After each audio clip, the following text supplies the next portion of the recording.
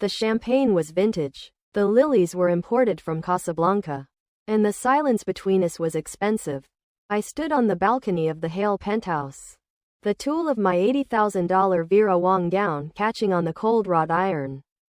Below me, Manhattan glowed like a fallen galaxy, indifferent to the fact that I had just sold my soul to the devil in a slim-fit tuxedo.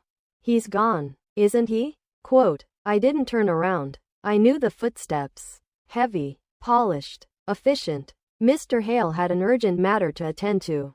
Mrs. Hale, Ryan Park said. His voice was a flat line. Professional, devoid of the pity I knew he was hiding. An urgent matter named Vanessa, I corrected. My voice didn't shake. That was my first victory of the night. The wedding guests were still downstairs, drinking Adrian's scotch, laughing at his jokes, completely unaware that the groom had slipped out the back service elevator. 10 minutes after the cake was cut, I turned to face Ryan. He was the director of security, the man who knew where all the bodies were buried, and apparently, where the groom spent his wedding night. Do you know what they call a woman like me in Washington? Ryan? Quote, I walked slowly toward him. The diamonds around my neck felt like a cold hand choking me. A political asset. My father traded me to Adrian to erase a debt and secure a logistics monopoly. I am a line item on a ledger. Ryan didn't blink. You're the wife of the most powerful man in the city. I am a ghost in a white dress, I said. I walked into the master suite. And there it was. Adrian's tablet, forgotten on the vanity. A notification glowing on the screen. Vanessa Cole. The penthouse is lonely. Don't keep me waiting. The humiliation never came. Instead, clarity. Cold, sharp, dangerous clarity. For years I had watched my father negotiate behind closed doors. And I knew one thing. In any deal, the person with the most information holds the power. Adrian thought he had bought a decorative piece of furniture, a desperate girl from a falling dynasty. But that night, I opened the bottom drawer of his desk. Inside was a black ledger. Not digital. Ink. Names of senators. Shipping routes. Ghost companies in the Cayman Islands. And suddenly, the empire made sense. If I'm just a business deal, I whispered into the empty room, then it's time I start auditing the books. By 4 in the morning, I knew more about Adrian Hale's empire than his own board of directors. And when the door finally opened at sunrise, I was still standing there, in my wedding dress, waiting. He walked in smelling of bourbon and perfume that wasn't mine. You're still up, Clara, he said. No apology, no explanation. Go to bed. We have brunch with the French delegation at 10. He walked past me, dismissive, arrogant, untouchable. The Chicago shipment, I said quietly. He froze, turned slowly. The 402 Alpha route, I continued. The Teamsters are planning a strike Tuesday. If your trucks hit the city limits, you'll lose $40 million before sunset. Adrian stepped closer, his eyes cold. How do you know about that route? Quote, I smiled. Because while you were with Vanessa. Quote, I leaned closer. I was becoming your partner. Then suddenly, the silent alarm began flashing red. Ryan burst into the foyer. Sir, we have a breach. Adrian looked at him, then at me. What did you do, Clara? Quote, I leaned into his ear and whispered the truth. I didn't just read your files. I copied them. And if I don't log into that encrypted server every 12 hours, the SEC receives an anonymous wedding gift. The tension in the foyer was a living thing, thick and suffocating. Adrian didn't pull away. He looked at me as if seeing a ghost. Or perhaps, for the first time, a reflection. He let go of my chin, his fingers lingering for a fraction of a second too long. A phantom heat against the cold chill of the marble hall. You're playing a very dangerous game, Clara, he said, his voice dropping to a low, melodic rumble that vibrated in my chest. Threatening me in my own home? On our wedding night? Quote, it's not a threat, Adrian. It's a contingency, I replied, smoothing the silk of my skirt. A business deal is only as strong as its enforcement. You taught me that through your absence tonight. He didn't argue. He didn't even mention Vanessa. He simply turned to Ryan. who was still standing by the security console, his face a mask of professional conflict. Clear the alert. Ryan. My wife was simply auditing our digital security. She found a hole. Didn't you, Clara? Quote, several, I said, meeting his gaze. The next morning, the fairy tale resumed for the cameras. We sat at the brunch for the French delegation, the sun streaming through the floor-to-ceiling windows of the St. Regis. I wore a pale lavender Chanel suit and a smile that had been rehearsed since I was 6 years old. To the ministers and CEOs at the table, I was the perfect Washington debutante. Graceful, quiet, and entirely decorative. Adrian sat to my right, his presence a heavy, commanding weight. He dominated the conversation, pivoting between international trade law and the nuances of Mediterranean shipping routes. He never looked at me, but I could feel his awareness of me. It was in the way he adjusted his cufflink when I spoke, or the way he paused for a heartbeat whenever I took a sip of my tea. The Chicago situation, one of the investors, a man named DuPont, said through a mouthful of croissant. I heard there was a hiccup with the Teamsters. Are we still on schedule? Quote, Adrian's jaw tightened. We are monitoring it. My team is. Quote, the strike has been averted, I interrupted smoothly. The table went silent. 6 pairs of eyes, all male and all powerful, shifted to me. Adrian's hand, resting on the tablecloth, curled into a fist. I spoke with the regional director of the union this morning at 6 a.m., I continued, my tone as light as if I were discussing the weather. It turns out their grievance wasn't about the wages. It was about the pension fund's exposure to the volatile tech market in the Baltics. I suggested a reallocation into the Hale infrastructure bond. It's safer, more stable, and it keeps the trucks moving. The contracts were signed 20 minutes ago. DuPont blinked. You spoke to the union? Quote, my father's old chief of staff used to play poker with the union leadership, I said with a modest shrug. It was a simple phone call. For the rest of the brunch, the atmosphere changed. The men began to direct their more technical questions toward me. And Adrian watched. He didn't say a word. He sat there like a king who had just discovered his consort knew how to wield a sword.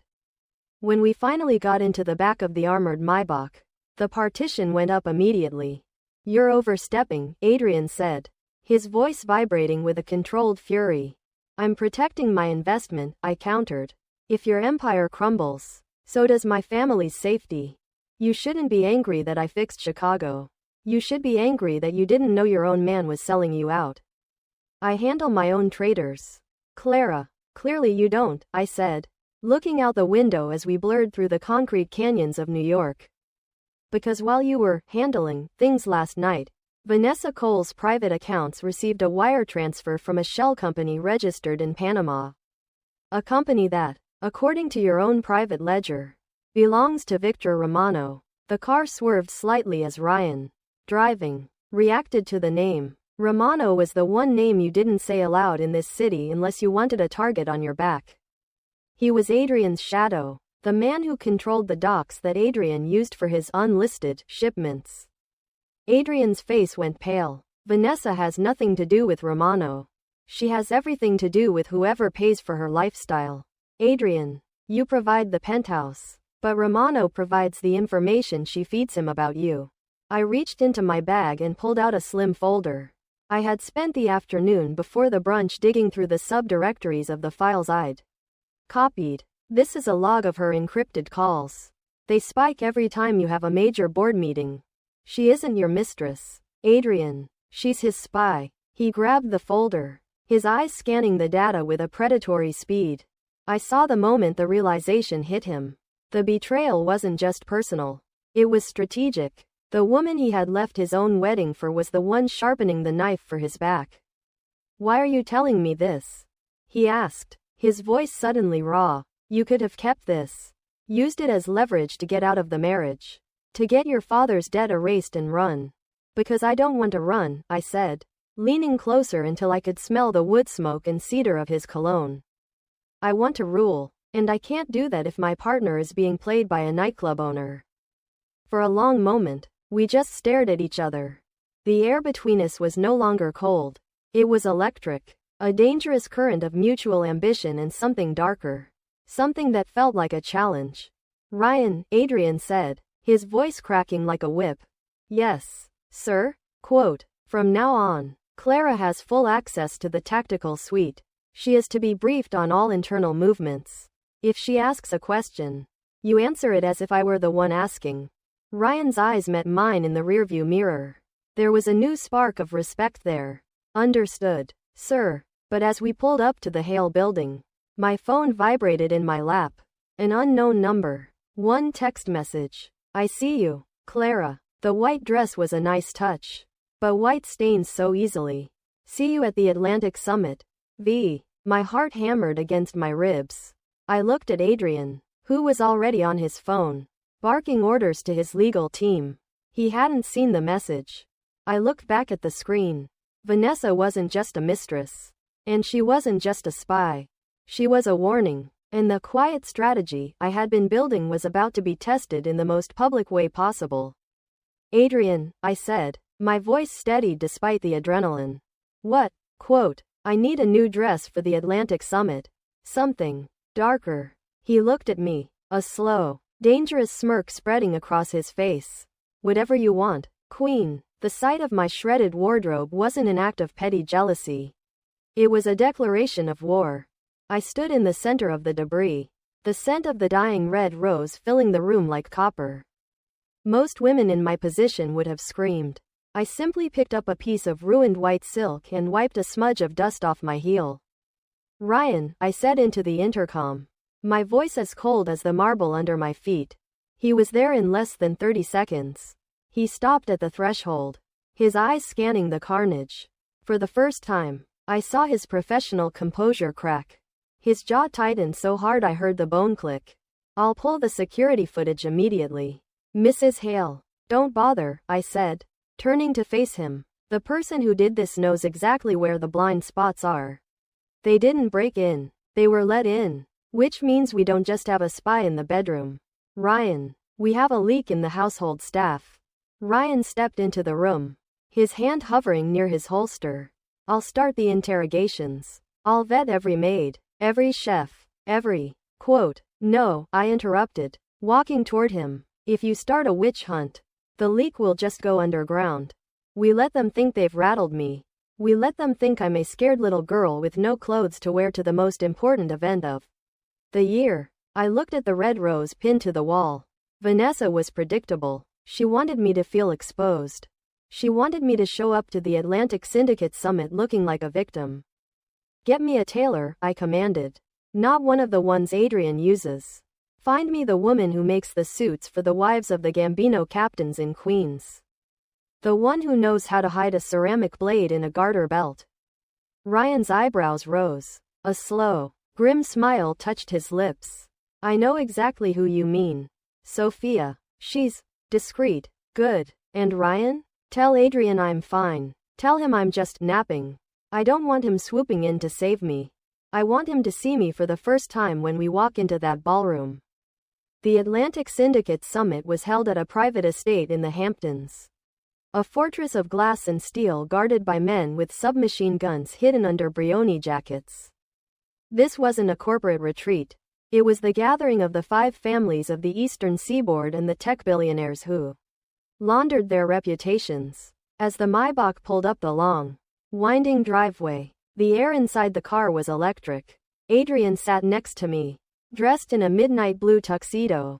He looked like a god of industry, but his eyes kept darting to me.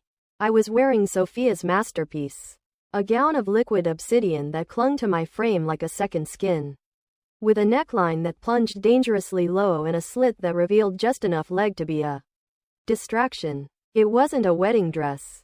It was armor. You look different, Adrian said, his voice husky. I'm evolving. Adrian, you should try it. When we entered the ballroom, the music died for a heartbeat.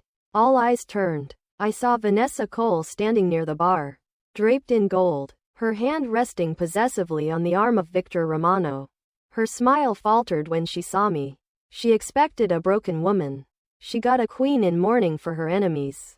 Adrian was immediately swarmed by men talking about shipping lanes and interest rates. He looked at me, an unspoken question in his eyes. Will you stay? Go, I whispered. I have my own business to attend to. I didn't head for the bar. I headed for the corner of the room where the silent partners sat. The wives, the mothers, the daughters. In this world, men thought they held the power because they held the guns. But the women held the secrets. They knew who was sleeping with the nanny, who was skimming from the union fund, and who was actually dying of cancer while pretending to be strong. I sat down next to Mrs. Moretti, the matriarch of the oldest shipping family in Jersey. She was 80 years old and had buried 3 sons and a husband.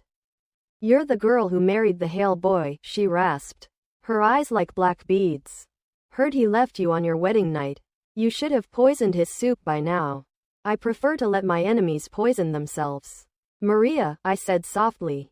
It's cleaner. I spent the next 3 hours not talking, but listening. I learned that the Morettis were losing money because their youngest grandson had a gambling debt. To Victor Romano, I learned that the wife of the Port Authority director was looking for a way to get her daughter into a prestigious Swiss boarding school, a school my father happened to be on the board of. By the time the clock struck midnight, I hadn't made a single threat. I had made 4 suggestions and 3 introductions. I looked across the room and saw Adrian struggling. Victor Romano was backing him into a corner, surrounded by 3 other bosses. They were squeezing him, demanding a larger cut of the Atlantic routes. Adrian was a brilliant businessman, but he was a shark in a tank of piranhas. He fought with logic. They fought with blood. I stood up, smoothed my dress, and walked directly into the center of the circle. Gentlemen, I said, my voice cutting through the testosterone like a diamond through glass. Victor Romano sneered. The bride speaks. Go back to your champagne. Darling, we're talking about real money. You're talking about the 20% increase in the port kickback, I said, leaning against the table. The one you're using to cover the $3 million your nephew lost at the win last weekend. Victor? Quote. The table went dead silent. Romano's face turned a shade of purple that matched his tie. I have a big mouth for a girl who's only been in the family for 5 minutes, he spat. I have a big memory, I countered. And I also have the contact information for the Swiss Academy. Mrs. Moretti? I believe we discussed how the Port Authority might find a sudden opening for a new logistics partner? One that doesn't overcharge its allies? Quote. Maria Moretti nodded slowly from her chair across the room. The girl has a point. Victor, you're getting greedy. And greed is a disease. Within 10 minutes, the unbreakable coalition Romano had built against Adrian collapsed. The men dispersed, leaving Romano standing alone, his eyes burning with a murderous light. Adrian stepped toward me, his hand finding the small of my back. He looked at me with a mixture of awe and terror. How did you know about the nephew? Quote. I didn't, I whispered. I just knew Maria Moretti hated him. She told me the rest. We left the summit as the most powerful couple in the room. But as we walked toward the car, Ryan caught my eye. He was pale. He signaled me to step aside. What is it? I asked. I found the leak. Clara, he whispered. It wasn't a maid. It was your father's secretary. He's been working for Romano for years. My heart stopped. If my father's inner circle was compromised, then my family wasn't safe. Even with Adrian's protection. There's more, Ryan said, his voice trembling. I intercepted a message. Vanessa and Romano. They aren't just trying to squeeze Adrian's business. They're moving tonight. They realized you're the real brain behind the throne. They're going to take you. I looked back at Adrian, who was laughing for the first time in weeks. Feeling victorious. I couldn't tell him. If I told him, he'd lock me in a basement for protection, and the threat would just keep growing. Let them, I said to Ryan. Ma'am? Quote. They want a kidnapping? Give them one. But make sure my jewelry has the trackers I asked for. And Ryan, tell the pilot to have the jet ready. If I'm going into the lion's den, I'm bringing the matches. As I climbed into the car and Adrian pulled me close, I felt the cold barrel of a silencer press against the back of the driver's seat. Ryan wasn't the only one in the car. The door locked. The windows went opaque. Don't scream. Mrs. Hale, a voice said from the shadows of the front seat. Vanessa wants to have a little chat. Adrian reached for his jacket. But a second gun clicked behind his ear. Welcome to the real business deal. Adrian, I said, my voice eerily calm as I looked my husband in the eye. I hope you're ready for the audit. The car sped off into the dark. And for the first time, I wasn't sure if the tracker in my necklace was a lifeline or a death sentence.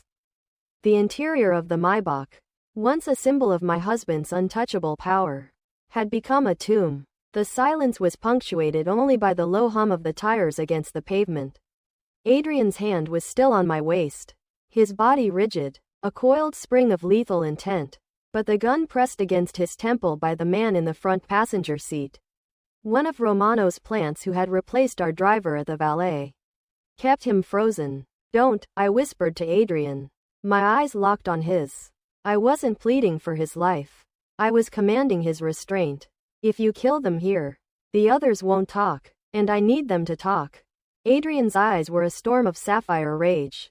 Clara, if they touch you, quote, they won't, I said, my voice eerily steady. I turned my gaze to the man holding the weapon.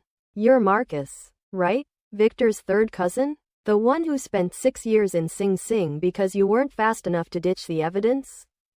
Quote, the man's hand jerked. Shut up, lady. You're being paid $5,000 for this ride, I continued, leaning forward until the barrel of the gun was inches from my face. Victor is going to kill you the moment we arrive. You're the only witness who can tie him to the kidnapping of a Hale. He can't leave you alive. I said shut up, Marcus hissed, but I saw the sweat bead on his upper lip. I'll give you $50,000 and a clean exit from the city if you take the long way, I said. 10 minutes. That's all I'm buying. Clara. What are you doing? Adrian demanded, his voice a low growl. I'm negotiating. Adrian, try to keep up. The car didn't stop at a warehouse in the city. Instead, we were driven to a secluded, high-end medical clinic on the outskirts of Long Island, a facility owned by a shell company I had flagged in the Hale ledger just 2 days prior. This wasn't a dungeon, it was a ghost site. They pulled us out of the car. The night air was sharp and smelled of salt and decay. Marcus took the money. I had a stash of high-denomination bills hidden in the lining of my obsidian gown. And he vanished into the woods, leaving us to the 3 professional mercenaries waiting at the clinic doors. They separated us immediately. I was led into a sterile, white room. No windows, just a single chair and a table of surgical instruments that looked far too clean to be comforting. 10 minutes later, the door clicked open. Vanessa Cole walked in. She had traded her gold gala dress for a sharp, white power suit that made her look like an angel of death. She held a tablet in one hand and a glass of champagne in the other. The Queen looks a little ruffled, Vanessa mocked, taking a slow sip. I have to admit, Clara, you played the Atlantic Summit better than I expected. That stunt with Maria Moretti? Inspired. But you made a fatal mistake. Only one? I asked, sitting back in the chair as if I were at a board meeting. You thought this was about Adrian's money, Vanessa said, leaning over me. Her perfume was cloying. Lily of the Valley and cold sweat. It's not. It's about the infrastructure. Adrian's logistics network is the backbone of every illegal shipment on the eastern seaboard. Whoever controls the Hale routes controls the world. And Victor is tired of paying Adrian's honesty tax. She tapped the tablet. We've already initiated the transfers. With you as a hostage, Adrian will sign over the voting rights to the Hale Foundation. And once he does, well, a grieving widower is much easier to manage than a defiant husband. I looked at the tablet. It was displaying a live feed of Adrian in another room. He was strapped to a chair, his face bruised, but his eyes were fixed on the camera. He wasn't looking for a way out. He was looking for me. You're missing a piece of the puzzle. Vanessa, I said softly. Oh, and what's that, darling? Your secret bank account? Your father's political favors? Quote, the data, I said. You think you're working with Victor Romano. But did you ever ask yourself why Victor's private accounts have been leaking funds for the last 6 months? Or why 3 of his most trusted captains were arrested last week? Quote, Vanessa's smile faltered. Lies. Victor is in total control. Victor is a dinosaur, I said. Standing up, the mercenaries moved toward me. But I didn't flinch. I reached up and slowly removed my left contact lens. Then the right. I placed them on the sterile table. These aren't just for vision, Vanessa. They're high-fidelity recording devices with a direct uplink to a secure server. Every word you've said, the betrayal, the conspiracy with Romano, the plan to kill Adrian, is being broadcast to the Moretti family, the Gambinos, and the SEC in real time. Vanessa's face went bone white. She lunged for the lenses, but I crushed them under the heel of my shoe. And the jewelry? I pointed to the diamond necklace that had cost Adrian a fortune. It's a dual-band GPS transponder. Ryan Park isn't just following us. He's been outside for the last 4 minutes. As if on cue, the lights in the clinic flickered and died. A low, rhythmic thumping began to vibrate through the walls. The silent audit is over. Vanessa, I whispered in the dark. Now comes the hostile takeover. The door to the room exploded inward. Flashbangs turned the world into a blinding white scream. I dropped to the floor, covering my head. Through the chaos, I heard the clinical, rhythmic thud-thud-thud of silenced weapons. When the smoke cleared, Ryan Park was standing over me. His tactical gear splattered with drywall dust. He offered me a hand. Are you all right, Mrs. Hale? Quote, where is my husband, Ryan? Quote, he's busy, Ryan said. I pushed past him, running down the hall toward the room I had seen on the tablet. I burst through the doors and stopped dead. The mercenaries were down. Adrian was no longer strapped to the chair. He was standing over Victor Romano. His tuxedo was ruined and his knuckles were bleeding. Clara, he breathed. He pulled me into a crushing embrace. But then we heard the helicopter outside. On the monitor, Vanessa's helicopter lifted from the roof. A message appeared. Trap activated. Property liquidation in T-60 seconds. Vanessa had rigged the entire clinic to explode.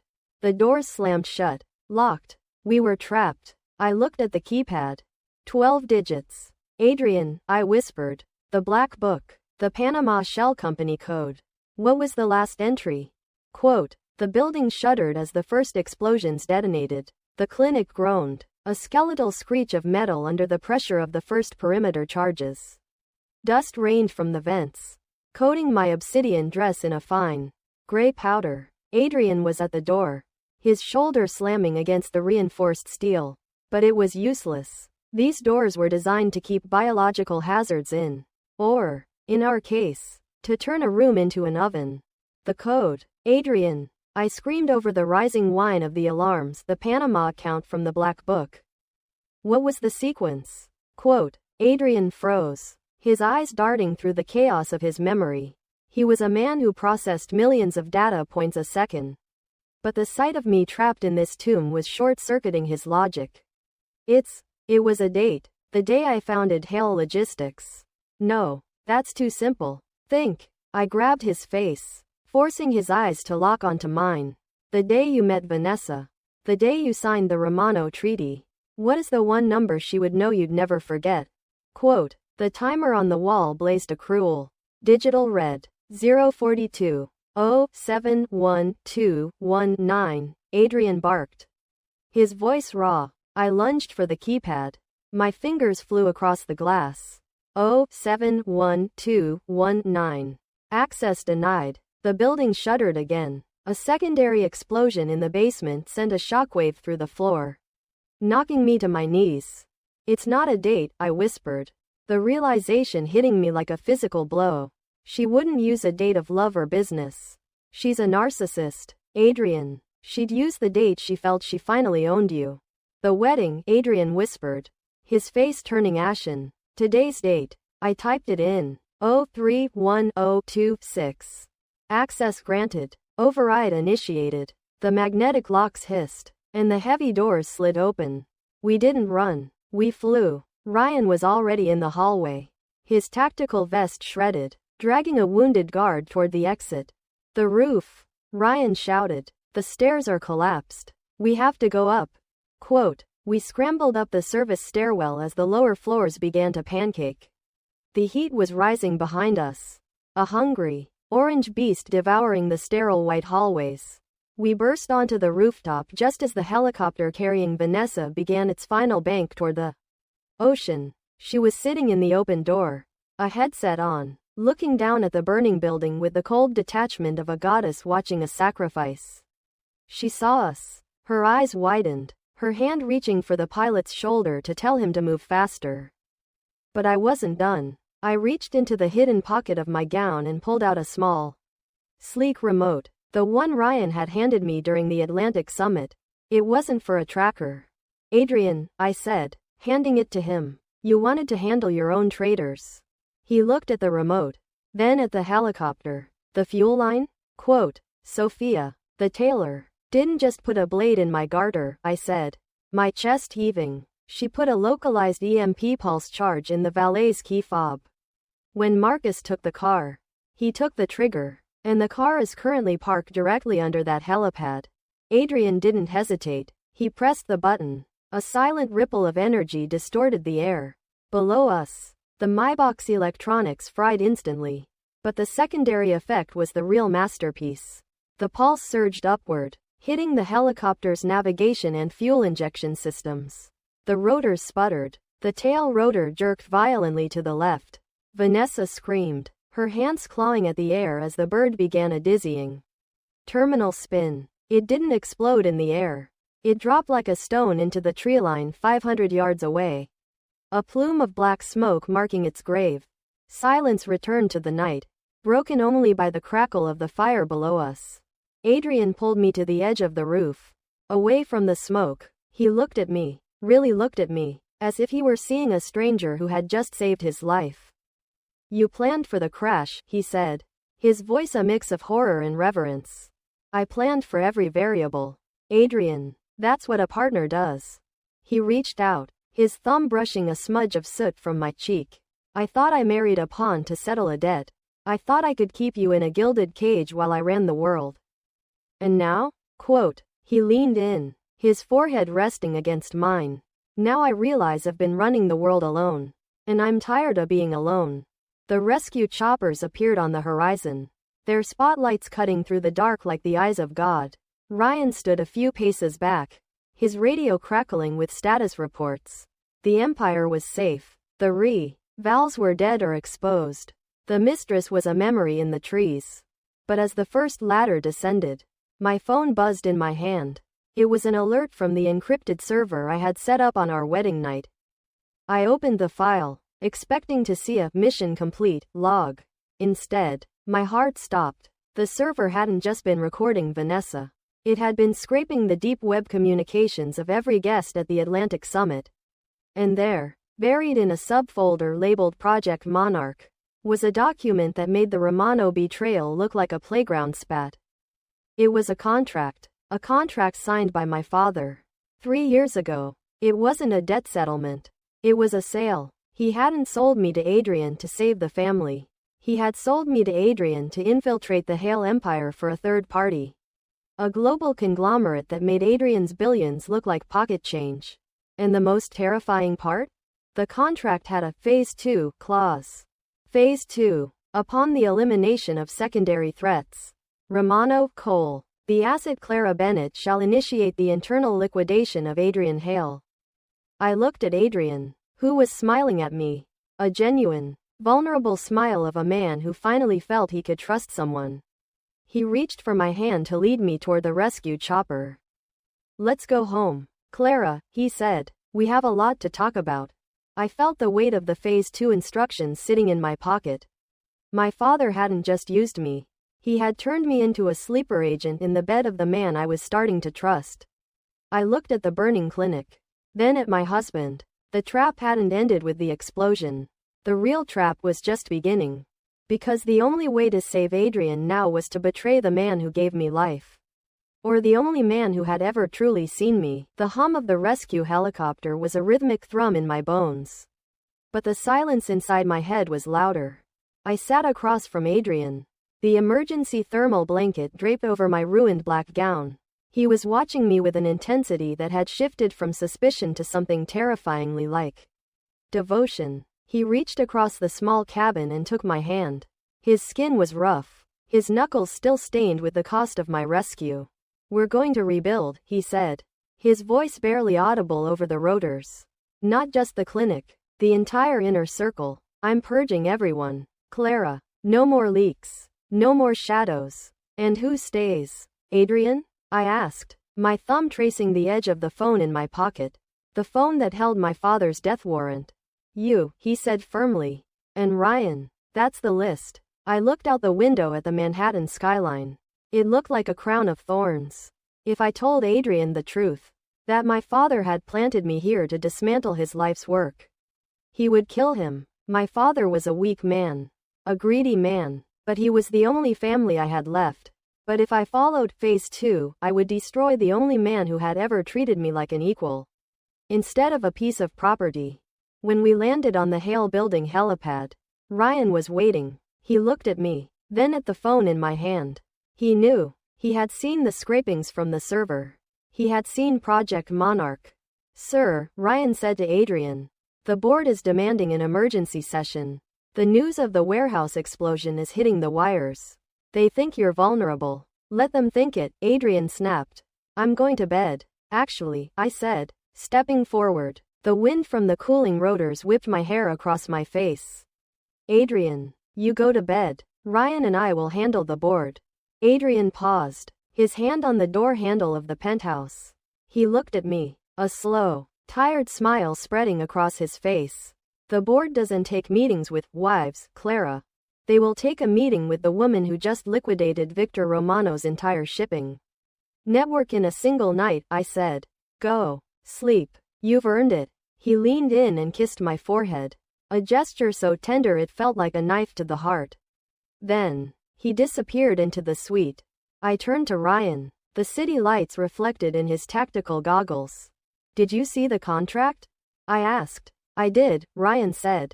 Your father sold the Hale routing codes to the Sovereign Group. They're the ones behind the merger. They don't want a partnership. Clara. They want a carcass. And you're the butcher. I'm not a butcher. Ryan. I'm an auditor. Phase 2 starts tonight, Ryan reminded me. His voice low. The Sovereign Group is expecting a signal. If you don't send it, they'll move on your father. They'll erase him. I walked to the edge of the roof, looking down at the street 60 stories below. My father made his choice when he signed that paper. He didn't just sell Adrian. He sold me. I pulled out my phone and dialed a number I hadn't called in years. Hello, Father, I said when the line clicked open. Clara? Thank God. Is it done? Did Romano? Quote, Romano is dead, I interrupted. And Vanessa is a smear on the Long Island forest floor. I know about Project Monarch. I know about the Sovereign Group. There was a long, jagged silence on the other end. Clara, listen to me. I had no choice. They were going to ruin us. Your marriage was the only way. Quote, to put a knife in Adrian's back, I finished. But you forgot one thing. Father, you taught me how to win. And in a deal like this, the only way to win is to remove the person who thinks they're holding the leash. What are you saying? Quote, I'm saying goodbye, I said. I hit a button on my screen. I just transferred your Sovereign Group contract to the Attorney General's office, along with the wiretap of this call. You'll be in federal custody by morning. It's the only place the Sovereign Group can't reach you. Clara, you can't. Quote, I hung up. I felt a cold, hollow weight settle in my chest. I had saved my father's life, but I had destroyed his world. It was a fair trade. And now? Ryan asked, stepping up beside me. Now, I said, straightening my posture. We go to the boardroom. The meeting was at 3 a.m. The 12 directors of Hale Logistics sat around a table of polished obsidian, their faces etched with a mixture of greed and fear. They expected a shaken billionaire. Instead, the door swung open, and I walked in alone. I wasn't wearing a wedding dress. I was wearing one of Adrian's oversized white dress shirts, tucked into a pair of sharp, black trousers. My hair pulled back into a lethal ponytail. I sat at the head of the table. Adrian's chair. Where is Mr. Hale? The chairman demanded, leaning forward. This is a private session. Mr. Hale is resting, I said, placing my laptop on the table. I am Mrs. Hale, and as of 1 hour ago, I hold the proxy for 51% of the voting shares, courtesy of a private transfer from the Hale Foundation. The room erupted. That's impossible. Those shares are locked. Quote, they were locked until I discovered the embezzlement trail leading from this room to the sovereign group, I said, my voice echoing with a terrifying authority. I flipped the laptop around. Mr. Henderson, your offshore accounts. Mr. Vane, your consulting fees from Romano. I have the logs. I have the recordings. And I have the authority to fire every single one of you for cause. Effective immediately. The silence that followed was absolute. The Hale Empire is no longer a logistics company, I told them. It is a fortress. We are cutting ties with the sovereign group. We are absorbing the Romano territories. And we are doing it by the book. My book. You can't run this alone, Henderson stammered. I'm not alone, a voice boomed from the doorway. Adrian was standing there. My wife is the new chair of the board, Adrian announced. I'll be handling the aggressive side of the expansion. She'll be handling the strategy. Hours later, as the sun began to rise over the Atlantic, Adrian and I stood on our balcony, watching the city wake up. You saved me tonight, Clara. I told you, I said softly. I wanted to be the most powerful part of the deal. You aren't a part of the deal anymore, he whispered. You are the deal. But as I looked out at the horizon, I saw a single, unmarked black jet taking off from Teterboro Airport. The sovereign group wouldn't stop.